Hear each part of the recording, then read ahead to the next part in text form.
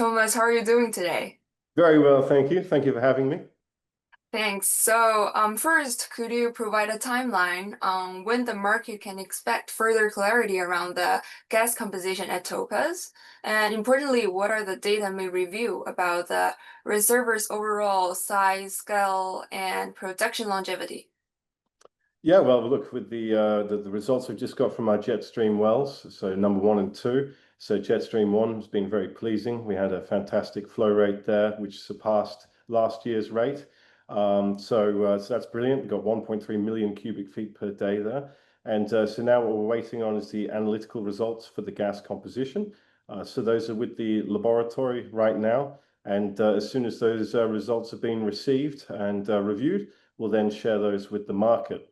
And then in terms of the overall volume, the size of the gas resource, so we have an existing resource statement, which is being conducted by Sproul out of Denver. And we'll be updating that later on because we're just about to start a new drill campaign, drilling an additional 10 wells that starts at the end of this month. And once that drill campaign is completed, that is when we'll then do the resource update. So quite a lot of news flow to come. Yeah, that's impressive. So this week's RNS highlighted a circa 1,000% increase in Pulsar's Minnesota land holding. So could this expanded position accommodate or accelerate deployment of upcoming multi-well drilling campaign?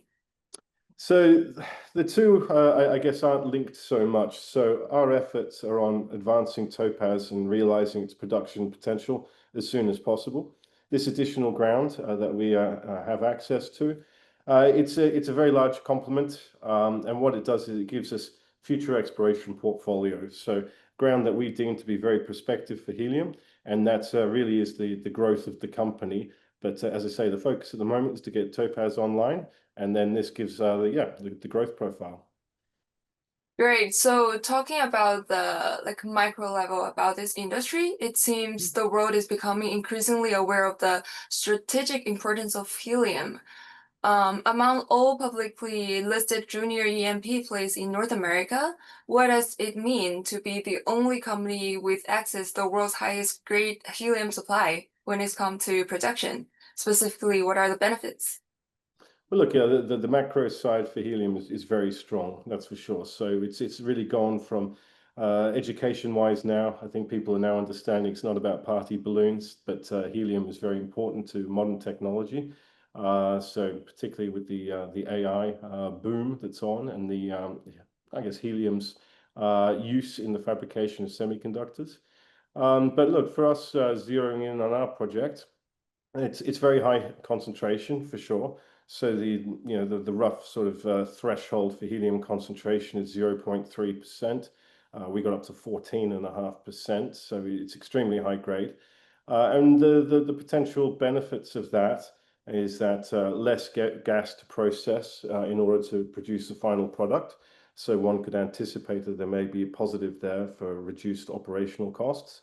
And then also the amount of gas that you need to find to justify going into production may well be less also because of that high grade nature. So look, I think that out there at the moment, I think that the competition that other companies looking for helium is very healthy. I think that the world needs multiple new sources of helium to come online. But what I think really makes us different is yes, that concentration. Also, it's a brand new discovery. So at the moment, we don't know its scale, how big this thing could be. So it's open-ended. But also ours is not a byproduct. It's a primary helium source. And that brings its own strategic element to it. At the moment, helium is produced as a byproduct of natural gas. There's no flexibility for the end user. And we at Pulsar Helium hope to change that and give the end users that flexibility that they desire. Great. So back to the stock. Your share price has come down a bit recently. So what should investors looking forward next? And how do you see the stock performing as you hit the next milestones? Well, look, we've recently conducted a capital raise, so we now have money to go forward and do the drill program that I've mentioned, drilling up to 10 additional new wells at Topaz. So I think that for any new investors joined us, firstly, I'd say welcome. I think that it's now a very exciting time. We've further de-risked Topaz with the results that we've had. We've put out multiple news releases recently, including the financing. We also have a bank in Michigan that's expressed interest in providing money for the capital cost of a helium plant.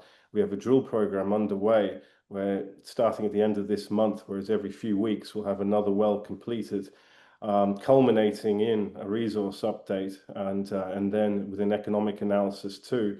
So really, I think that we're going to be one of the busiest helium companies out there, if not the busiest, and we're off to a tremendous start with a program at Topaz that's yielded such high concentrations and magnificent flow results. So should we continue that and expand upon it, then I think that it can only be a good thing for any investors out there. Good. So we are looking forward to Pulsar Helium's performing too. Thank you so much for joining us, Thomas. Thank you for having me. Thank you.